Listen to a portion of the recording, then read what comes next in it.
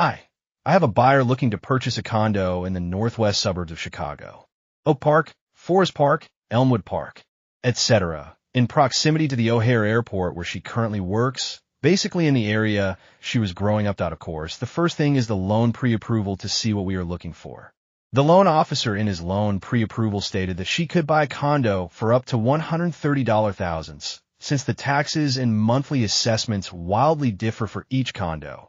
I really do not pay attention to this number and always ask the loan officer about the details in order not to waste anybody's time and calculate each condo's financial picture before we spend time seeing it.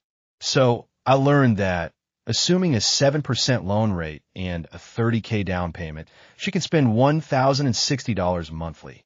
Knowing the details now, we have tools to do the proper search, but I cannot make any appointments. Even take a virtual tour of suitable properties without being signed buyer-broker purchasing agreement. And there's a warning sign on the screen.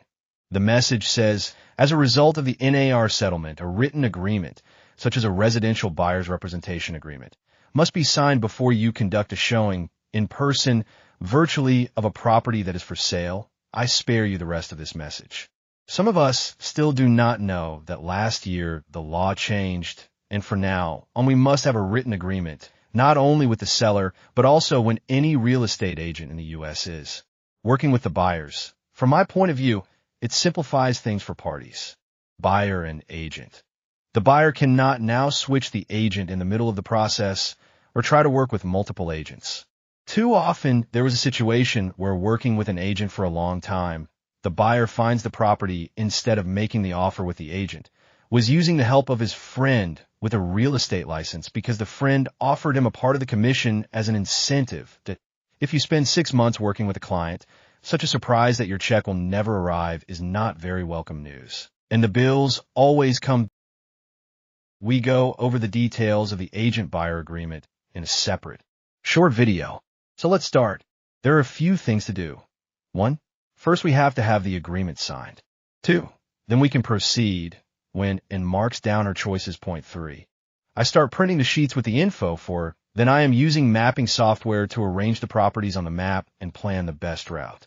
The driving time for the whole route is about 30 minutes. Looking at the map and assuming 5 minutes to find the keys, and then the next 5 minutes to walk through the property, and 5 minutes for unexpected, on average, is around 15 minutes per property if they're close enough. Since the driving distance between Elmwood Park and Oak Park is around 10 to 15 minutes, I have to account for that. I in about an hour. We could see 4 properties.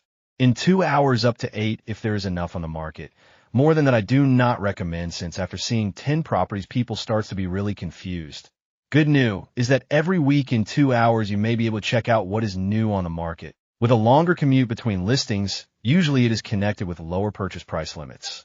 Of course, it takes longer, requires more effort and patience, and, as they reword, the agent is going to receive a lower commission that if the buyer has a low down payment and FHA financing, things may become quite dire, since very few condos on the market are approved for such financing.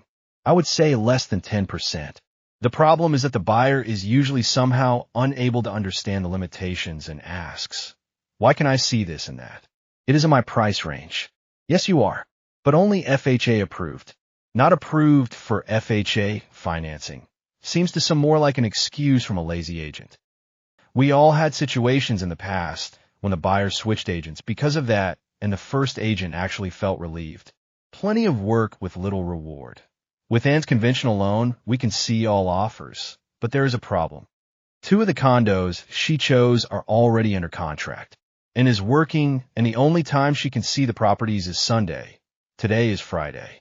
If the appointments are already made, the listing agent usually notifies you about the pending contract. Right now I'm going to start working. I have to schedule Sunday showings for her, and my AI assistant will explain the next step. Jack is now preparing for the Sunday showing. He is checking if, in the area, new condo listings match Ann finances and requirements.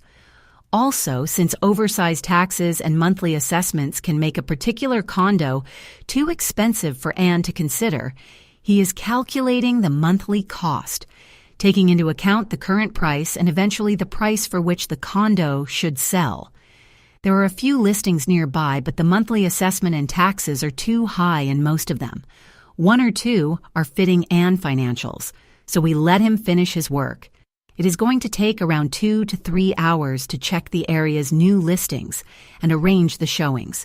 Since for various reasons, not every request for showing is accepted, he may spend more time on it trying to have enough to show to make the client satisfied and not overlook anything the client may regret not seeing later on.